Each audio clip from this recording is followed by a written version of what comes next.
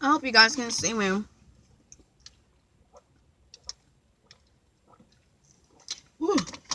I just am finished. I just finished inhaling this Jersey Mike sandwich. It was so good.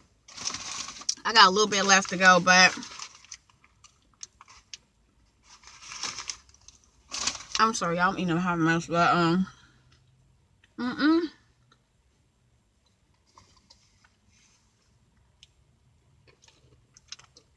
that was good.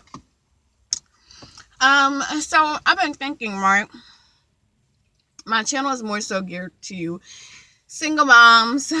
Not that, I have anything, I welcome everybody that wants to watch, but who I feel my videos will help most is like single moms and like people who are trying to prevent themselves from being single moms, because I got advice for you. But I thought it would be only right to explain how I became a single mom in the first place. And this won't be long at all because I got to go study real quick for my test. I have a psychology test to take in a little bit. So, I'll start by saying that my childhood was pretty crappy. I lived with my mom and my stepdad for my childhood. So my biological parents split when I was 2 years old because apparently he thought that it was okay to beat women. And that's something I witnessed myself. That's like my first memory of seeing my biological dad hitting my mom, which is crazy. But we won't get into that today. But then she met my stepdad, who I will refer to as Pops because I don't like to call him anything with dad in it. And they had 3 kids, so it's 5 of us in total.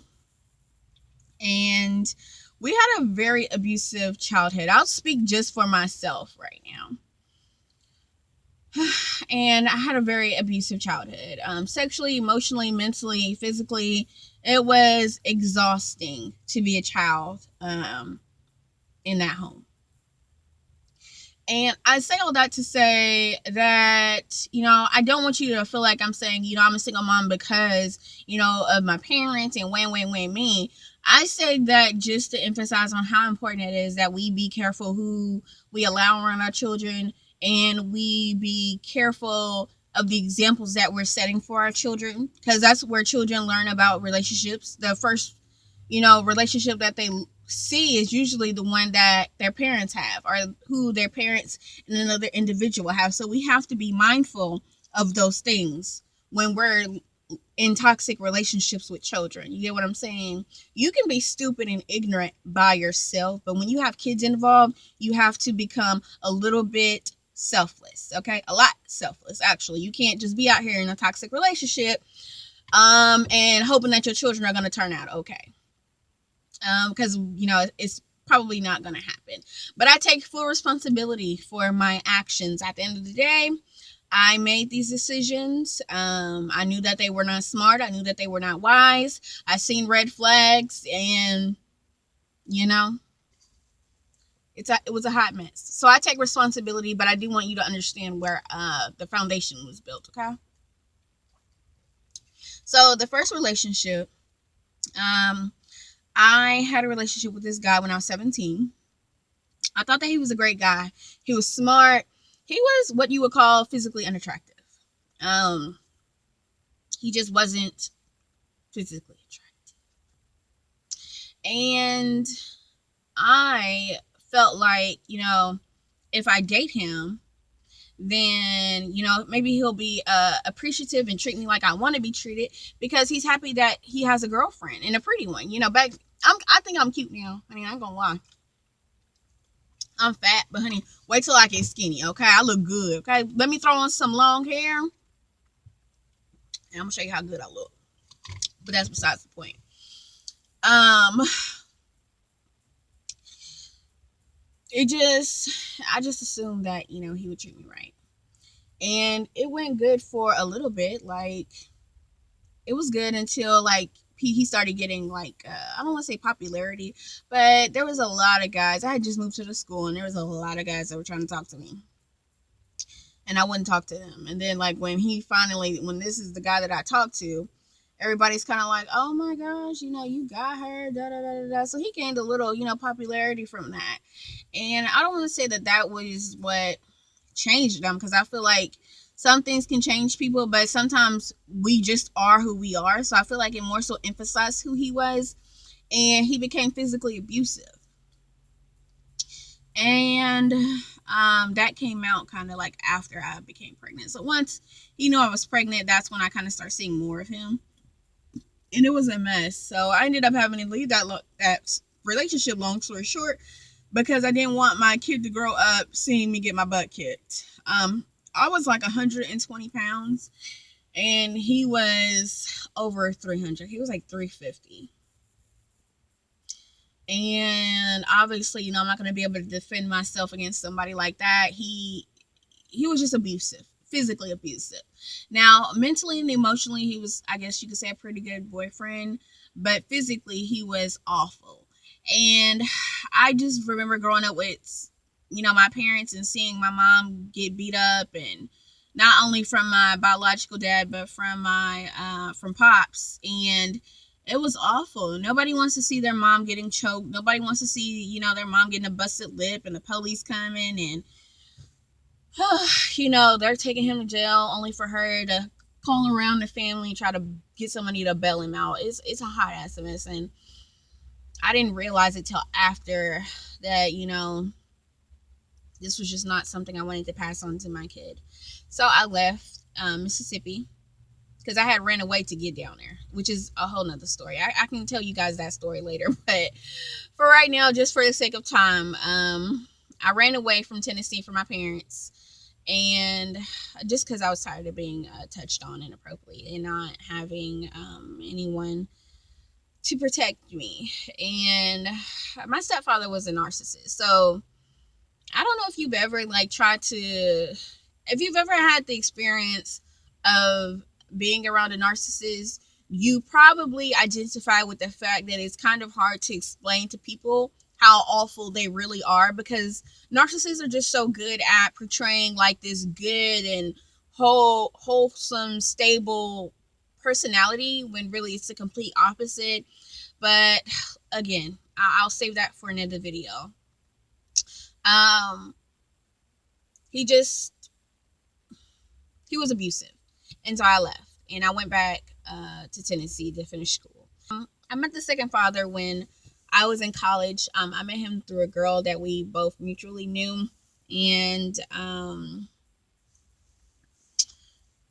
at first it was a pretty good relationship, or so I thought.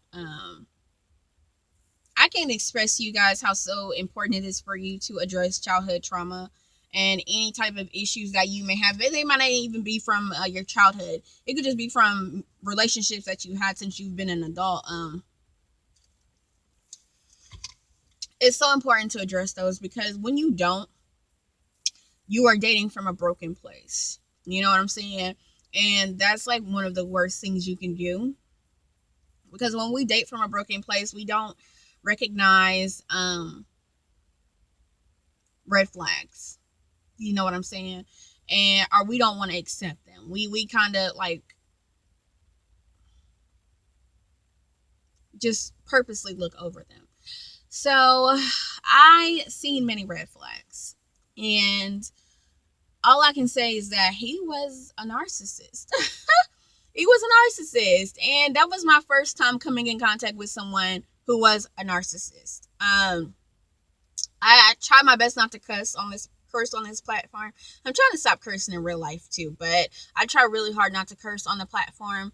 But the only way that I can explain that relationship was, I'll say this: you have not been completely mind fucked until you dated a narcissist.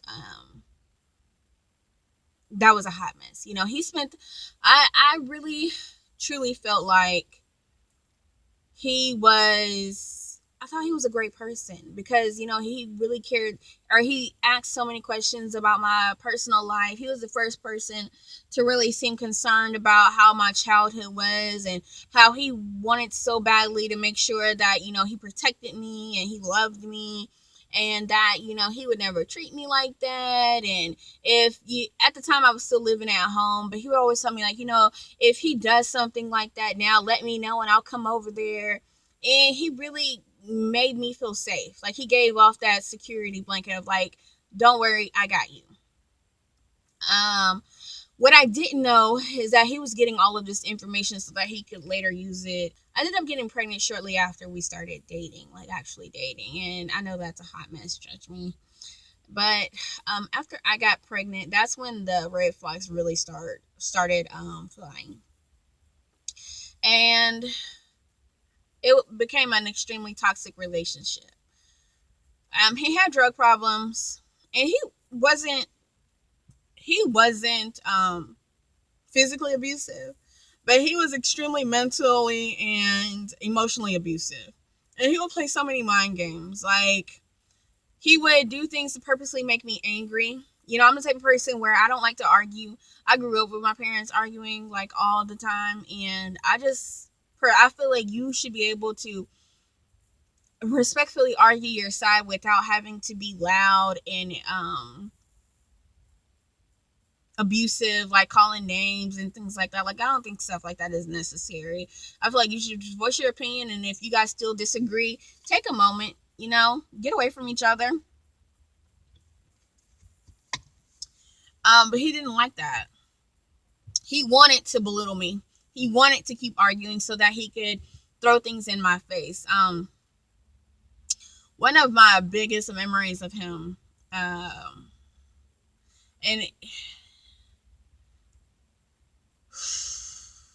one of my biggest memories of him was when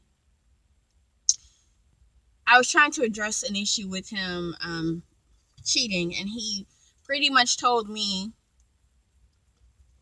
that it was my fault and that I should be happy that he's even with me. And that I should be thankful because nobody has ever loved me. My own mama didn't love me, because if she loved me, she would have protected me from my stepdad. Just things that you just don't say. Like, he would always say low blows, like things that just really just weren't necessary, and it had absolutely nothing to do with the argument. And at that time, my self-esteem was so low. I knew what he was saying was not right, but at the same time, I was like, well, he is telling the truth. Like, maybe I should just be happy with it. I really feel like for that period of time, I would call myself retarded, because I just constantly allowed him to walk over me. I constantly excused his behavior, and I constantly faulted myself for those things. And as I got older, because I had 4 kids by 22, as I got older, I kind of just started getting to the point where I was like, I was scared to be a single mom. He would throw that in my face too. Like, well, if you leave me, you're going to be a single mom with 2 baby daddies. Like, nobody's going to want you. And just all of these things. Like, so that all played a part in, like, me just wanting to try my hardest to make it work, only for, common sense would have said it's not going to work, like, at all. It was a mess. And so between the drug abuse, the narcissistic abuse, I just had to leave. Like, I had to leave, and I had to cut him off completely. I had to leave, and just, it was a mess. But yeah, first one was physically abusive, and second one was narcissistic abuse. And as crazy as it sounds, and as sick as it sounds, all I did was date my stepdad twice. That's it. As much as I hated him, I literally went out and found people. I'm not even going to say I found them. I attracted people that were no different than him. Outside of the being a pedophile, I attracted people just like him. And that is how I became a single mom. And that's to say, I made some very careless decisions. I could go back, obviously I would, but that's not how life works. All I can do is put my best foot forward now, and that's what I've been trying to do. I've been single and celibate for going on 5 years come April, and it has been the best thing that I have done for myself. It's extremely been worthwhile. It gets lonely sometimes, but now when I feel lonely, it's because I'm actually like by myself raising kids, and that feels so much better than what it was before. But y'all, I gotta get in here and study for my test. But thanks for watching. If you want me to go more into details about things, just let me know. My platform's not that big right now, so I don't want to just, go into details about things that are necessary when nobody's wanting that. Just let me know. But y'all, I gotta go right now. Wish me luck on my test. And I'll see y'all in the next video. Bye.